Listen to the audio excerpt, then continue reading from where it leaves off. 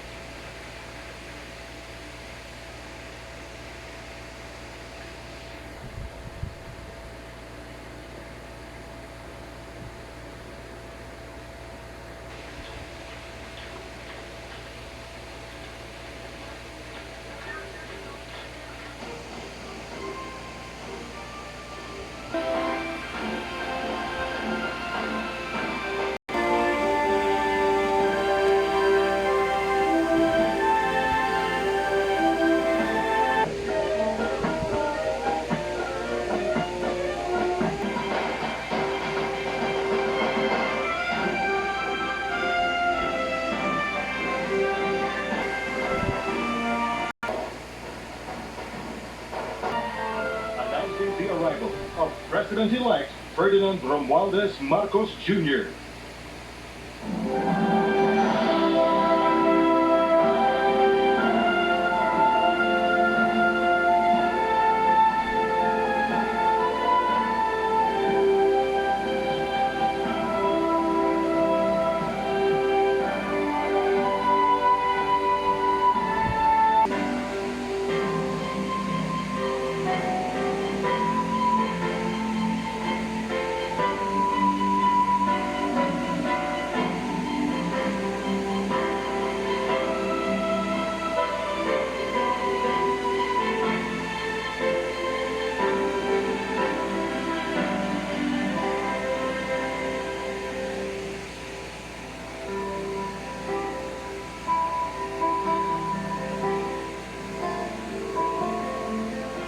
Please rise for the entrance of color.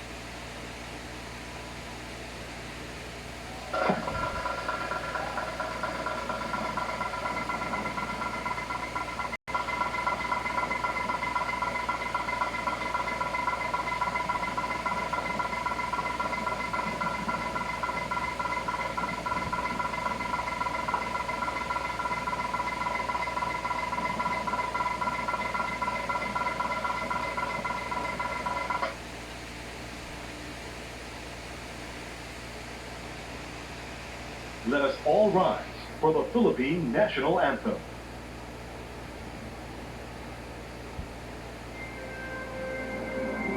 Bayang magiliw, perlas ng silanganan, alab ng puso, sa dibdib mo'y buhay.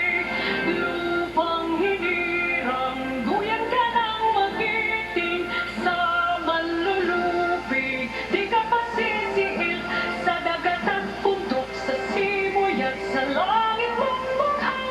May dilag ang tula at awit sa paglayang minamahal, ang kislap ng watawat mo'y tagumpay na nagdiniging, ang bituing at araw niya kailan pa may di magdinilim. Lupa ng araw ng walhating pagsita, buhay ay laging sa piling mo.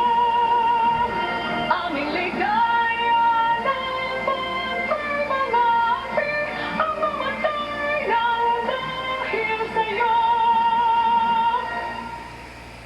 Ang ating publiko sa daan.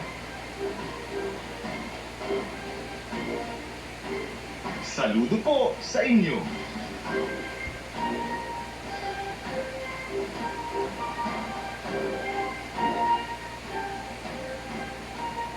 From the Senate and House of Representatives, Senate President Vicente Tito Soto III.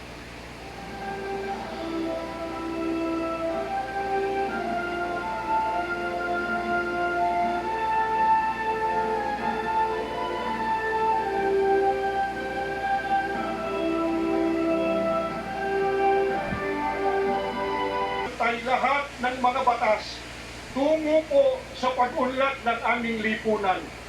Hinihiling po namin maghari sa amin ang iyong katwiran.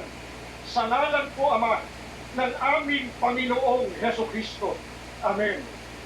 Mapagpala po namin Diyos, binabalik po namin ang papuri at pasalamat sa inyong saganang biyaya na sa kabila ng mga krisis pandemya, kami po ay patuloy na tumitingin na kami po ay merong bagong lipunan na kung saan ang bawat isa sa amin ay magkakaisa upang kami po ay umunlad.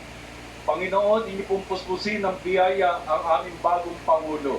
10 po ng kanyang buong sambahayan at pamilya. Gayon din po ang lahat ng mga gabinete, ang kanyang administrasyon. At salamat po na kami ay walang dapat ipangamba sapagkat kayo po'y nangako na kayo po ang sa amin. Ito po ang aming pakiusap sa pangalan po ng aming Panginoong Yesus. Amen.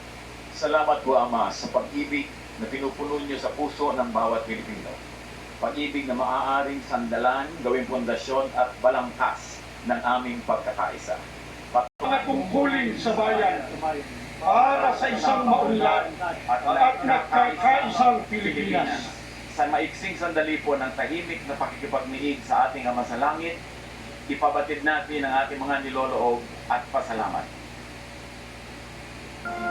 Welcome to the inaugural ceremony of President-elect Ferdinand Romualdez Marcos Jr. To begin, let us now witness and give a big round of applause to the military and civic parade. Ito ating binibigyang pugay ang bagong Pangulo ng Republika ng Pilipinas, Pangulong Ferdinand Romualdez Marcos Jr. Kung kaya't narito po ang isang parada bilang pagpaparangal. At inamong tunghayan ng mga tagapangalaga ng bansa, naglilingkod sa iba't ibang larangan, isinasanggalang ang bansa sa anumang pagbabanta. Sila na nagtataglay ng katapangan at kagitingan, patuloy na nakikipaglaban para sa kapayapaan at kalayaan na ating tinatamasa.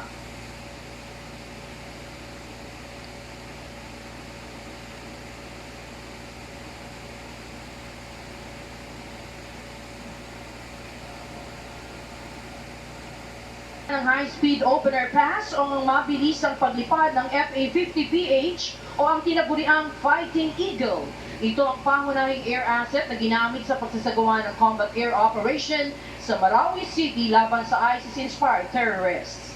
Naipamalas na ng FA-50PH, Agila ng Pilipinas, ang pagiging most lethal weapon system dahil sa iba't ibang katangian nito na ginagampanan sa pagdepensa at pag-atake sa ipapawid ng Philippine Air Force.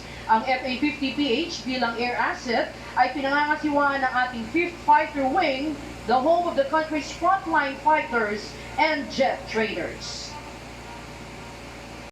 Ang combat arm of decision ng Armor Assets. Nangunguna ang Commander B-150 na pangunahing nakadesenyo para sa panloob na operasyong pansiguridad ng bansa. Kasabay ang Zebra Armored Fighting Vehicle ng Philippine Army na gumaganap para sa panloob na seguridad. Nariyan din po ang V-300 Armored Personal Carrier ng Philippine Marine Corps. Isang uri ng sasakyan na magagamit sa lupa o iligman. Natutibayan naman po natin ang artillery assets na binubuo ng mga kanyon ng santahang lakas ng Pilipinas. Namumuna ang 20mm M39 anti-aircraft cannons at iniakma ito bilang ground-based weapons mula sa dating F-5 Freedom Fighters aircraft.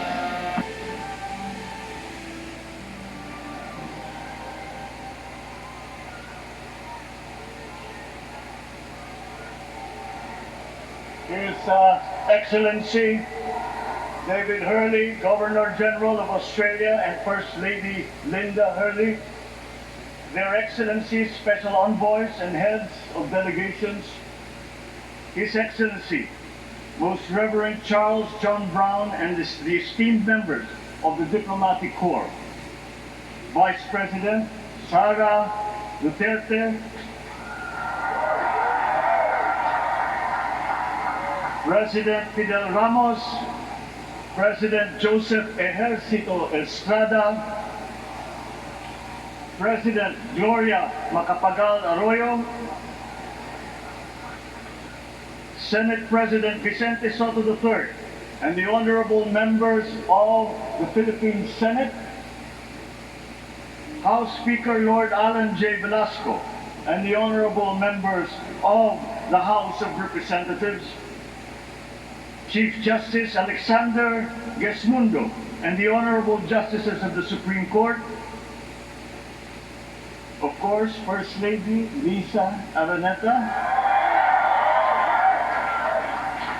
and my children, Alexander, Sandro, Simon, and Vincent. I cannot proceed without a special greeting, of course, to the former First Lady Imelda Romualdez Marcos.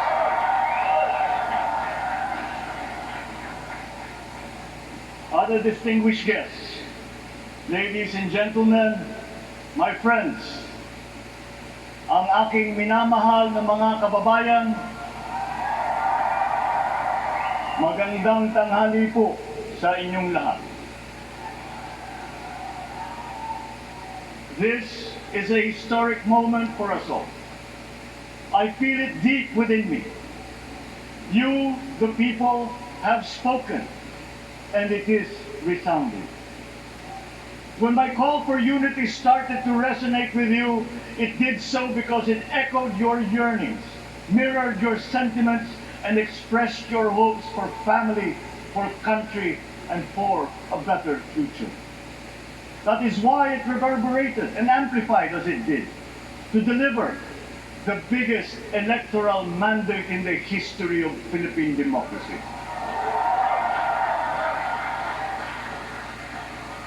By your vote, you rejected the politics of division.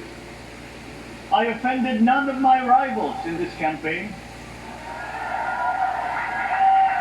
I listened instead to what they were saying, and I saw little incompatibility with my own ideas about jobs, fair wages, personal safety, and national strength, and ending want in a land of plenty. I believe that if we but focus on the work at hand and the work that will come to hand, we will go very far under my watch. You believe that too.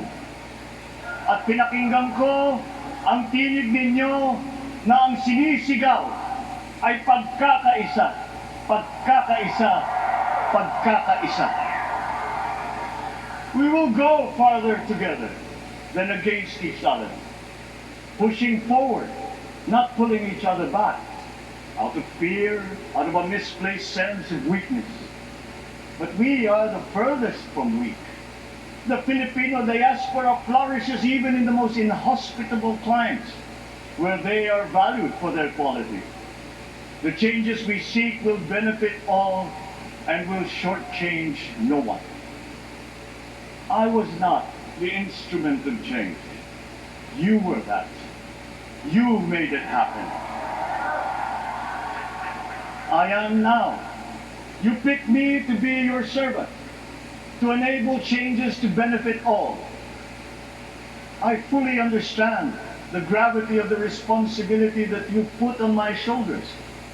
I do not take it lightly, but I am ready for the task. I will need your help. I want to rely on it. But rest assured, I do not predicate success on the wide cooperation that's needed. I will get it done. I once knew a man who saw what little had been achieved since independence in a land of people with the greatest potential for achievement, and yet they were poor. But he got it done, sometimes with the needed support, sometimes without. So will it be with his son. You will get no excuses from me.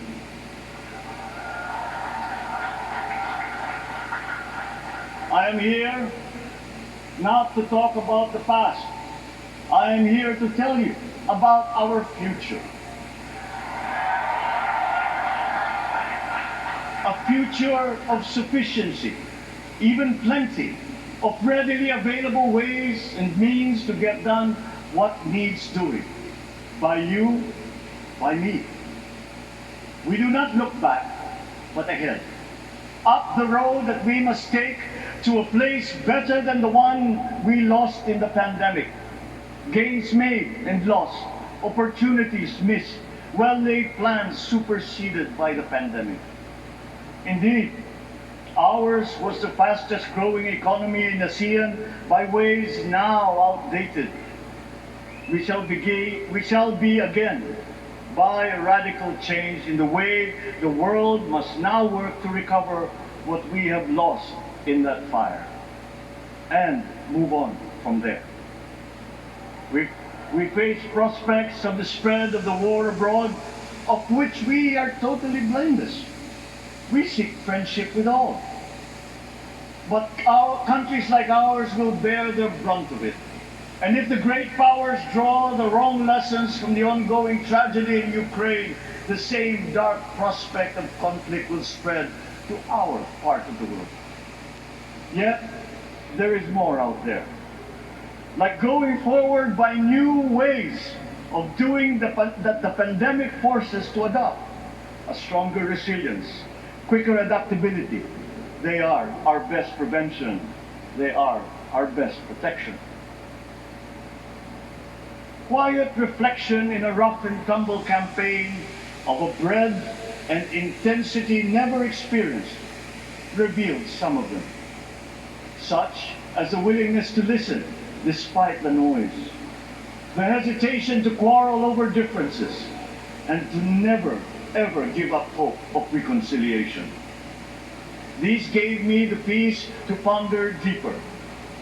There are hints of a road not taken that could get us out of here quicker to something better, something less fragile. There is also what you, the people, did to cope. But this time empowered by new techniques and more resources. You got by, getting some of what you needed with a massive government help, and for this I thank my predecessor for the courage of his hard decisions. But there is a way to put more means and choices in your hands. I trust the Filipinos. Imagine how much more you'd achieve if government backstops instead of dictating your decisions. Always there to pick you up when you fall, giving what you need to get past a problem. Imagine if it invested in your self-empowerment to bring it closer to taking on whatever challenges come. Imagine a country that, in almost every sense, is you. Now imagine what you and government can achieve together. We did it in the pandemic. We will do it again. But again, I will not predicate my promise to you on your cooperation. You have your own lives to live, your work to do, and there too I will help. Government will get as much done alone without requiring more from you. That is what government and public officials are for. No excuses, just deliver. It was like that once upon a time.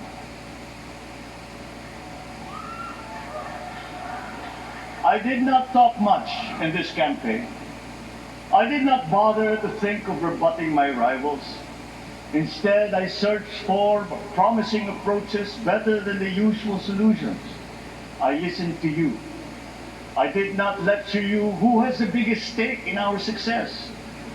And the forthcoming State of the Nation will tell you exactly how we shall get this done. In this fresh chapter of our history, I extend my hand to all Filipinos. Come, let us put our shoulders to the wheel and give that wheel a faster turn to repair and to rebuild and to address challenges in new ways, to provide what all Filipinos need, to be all that we can. We are here to repair a house divided, to make it whole, and to stand strong again in the Bayanihan way, expressive of our nature as Filipinos. We shall seek not scorn dialogue, listen respectfully to contrary views, Be open to suggestions coming from hard thinking and unsparing judgment, but always from us, Filipinos. We can trust no one else when it comes to what is best for us. Past history has often proven that. Solutions from outside divided us. None deepened our understanding. They were always at our expense. Never forget, we are Filipinos. One nation, one republic, indivisible. We resisted and never failed to defeat foreign attempts to break up our country in my father's watch. His strongest critics have conceded that. So let us all be part of the solution that we choose. In that lies the power to get it done.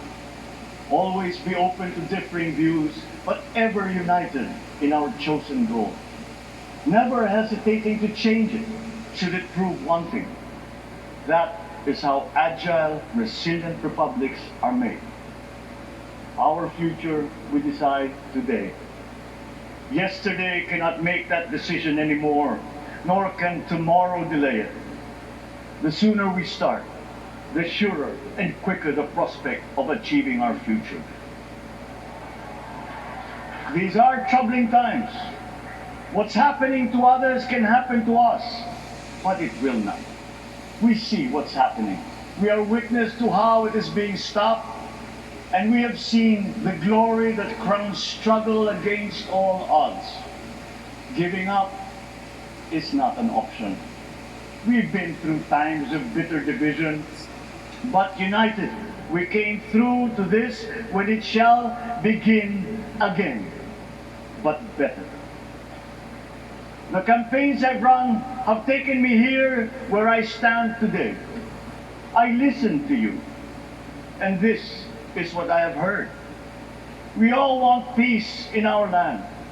You and your children want a good chance at a better life in a safer, more prosperous country. All that is within reach of a hard-working, warm, and giving race. Your dreams are mine. Pangarap nyo ay pangarap ko. How can we make them come true? How can we do it together? But I will take it as far as anyone with the same faith and commitment can, as if it depended entirely on himself. Sa pangarap na maging mapayapa ang ating bansa, ang pangarap nyo ay pangarap ko.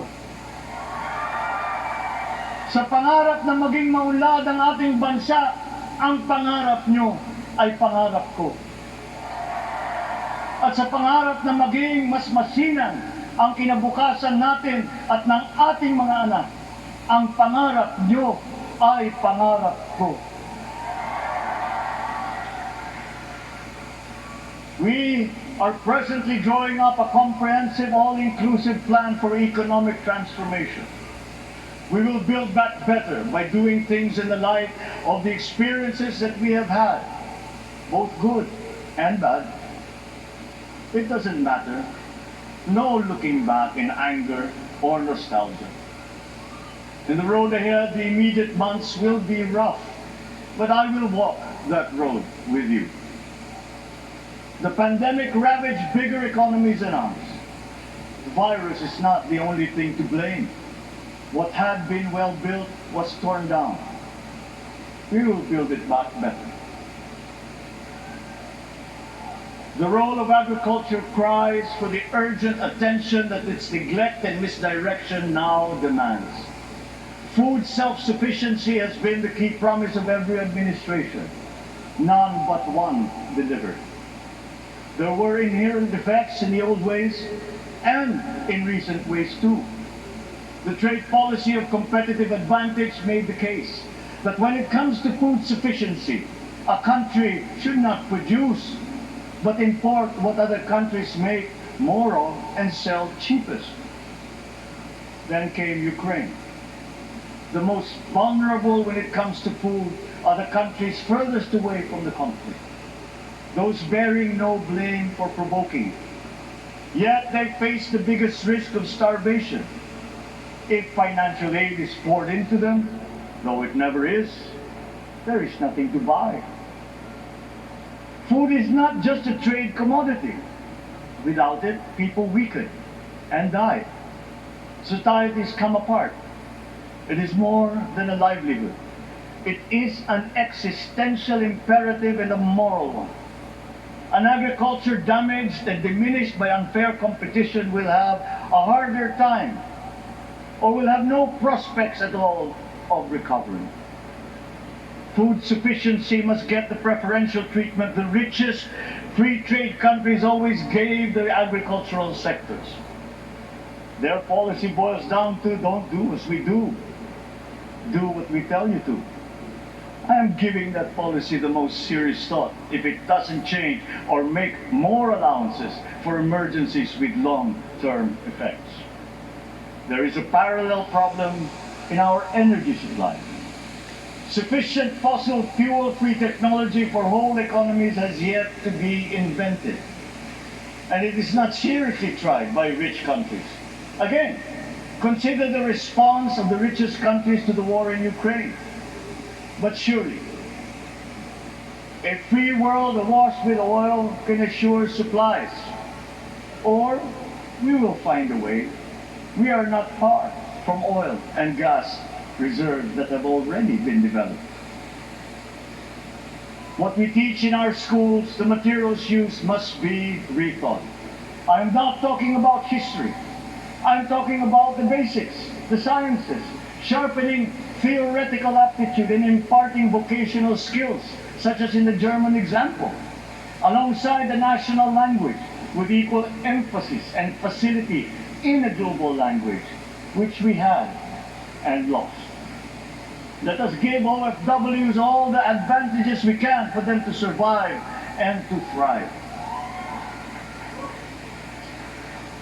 Our teachers from elementary up are heroes fighting ignorance with poor paper weapons. We are condemning the future of our race to menial occupations abroad. Then they are exploited by traffickers. Once we had an education system that prepared coming generations for more and better jobs. There is hope for a comeback. Vice President and soon-to-be Secretary of Education, Sara Duterte Carpio, will fit that mission to a T. We won't be caught unprepared, under-equipped, and understaffed to fight the next pandemic. To start with, we never got over the pandemic of poor, if any, free public health.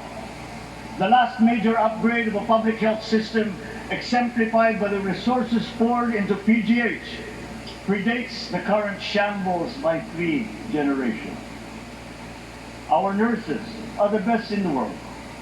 They acquitted themselves with the highest distinction abroad, having suffered even the highest casualties. With the same exemplary dedication at home, they just got by. They are out there because we cannot pay them for the same risk and workload that we have back here. There will be changes starting tomorrow. I am confident because I have an uplift in my cabinet. There were shortcomings in the COVID response. We will fix them. Out in the open. No more secrets in public health. Remember, I speak from experience. I was among the first to get COVID. It was not a walk in the park. My father built more and better roads, produced more rice than all administrations before his. President RODRIGO DUTERTE built more and better than all the administrations succeeding my father's. Much has been built, and so well, that the economic dogma of dispersing industry to develop the least likely places has been upturned. Development was brought to them. Investors are now setting up industries along the promising routes built. And yet, the potential of this country is not exhausted. Following these giant steps, we will continue to build. I will complete on schedule the projects that have been started. I'm not interested in taking credit. I want to build on success that's already happening. We will be presenting the public with a comprehensive infrastructure plan. 6 years could be just about enough time. No part of our country will be neglected. Progress will be made wherever there are Filipinos, so no investment is wasted. The recovery of Philippine tourism with its emphasis on accessing nature's beauty, I am sure will exceed expectations. And bigger is not always better, but there's something to be said for economies of scale. And yet the country invites investments in fast-rising industries with quick returns and inflicts irreparable damage for future generations. We have yet to see large-scale practical solutions to pollution, though some are beginning to emerge. But there are tried and proven new ways of mitigation. Blades have been turning over the sand dunes of Ilocos Norte, harnessing a power all around, but unseen, long before this day. I built them. The rich world talks a great deal, but does a lot less about it than those with much less, but who suffer more death and destruction from climate change and lack of adaptation. We will look to our partners and friends to help the Philippines, who, despite having a very small carbon footprint, is at the highest risk. First, spare victims, then help them recover, and move on to lessen the harmful impact of climate change. We too have our part to play. We are the third biggest plastics polluter in the world, but we won't shirk from that responsibility. We will clean up. You will not be disappointed, so do not be afraid. With every difficult decision that I must make, I will keep foremost in my heart and in my mind the debt of gratitude I owe you for the honor and responsibility that you have conferred on me. Whatever is in a person to make changes for the better of others, I lay before you now in my commitment. I will try to spare you. You have your other responsibilities to carry. But I will not spare myself from shedding the last bead of sweat or giving the last ounce of courage and sacrifice. And if you ask me why I am so confident of the future, I will answer you simply that I have 110 million reasons to start with. Such is my faith in the Filipino.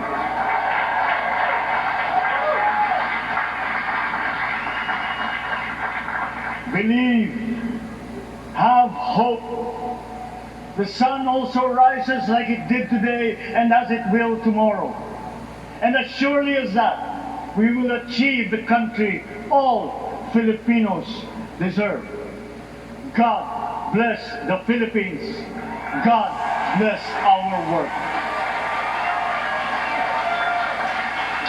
Maraming salamat po sa inyong lahat. Mabuhay ang Pilipinas.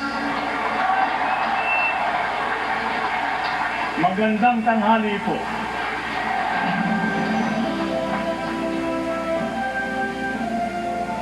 Excellencies, ladies and gentlemen, the President of the Republic of the Philippines, President Ferdinand Romualdez Marcos Jr.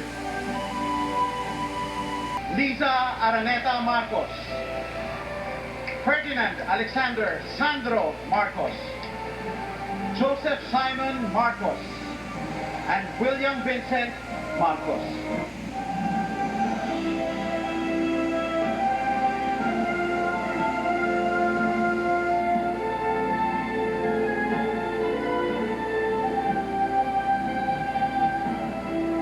May we now request Vice President Sara Duterte to join the first family.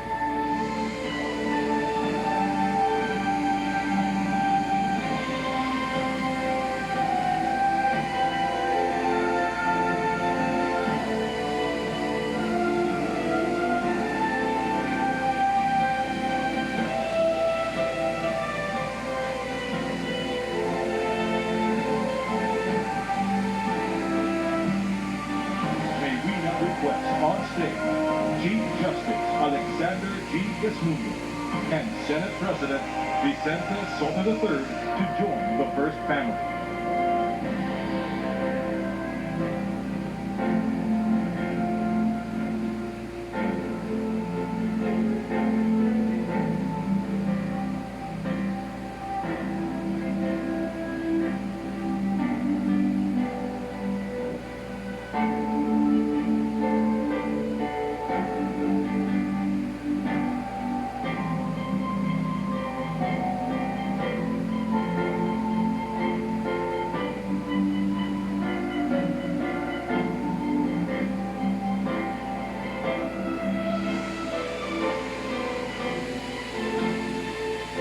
May we now request Madam Imelda R. Marcos, Senator Amy Marcos, and Ms. Irene Marcos Araneta to join the first family.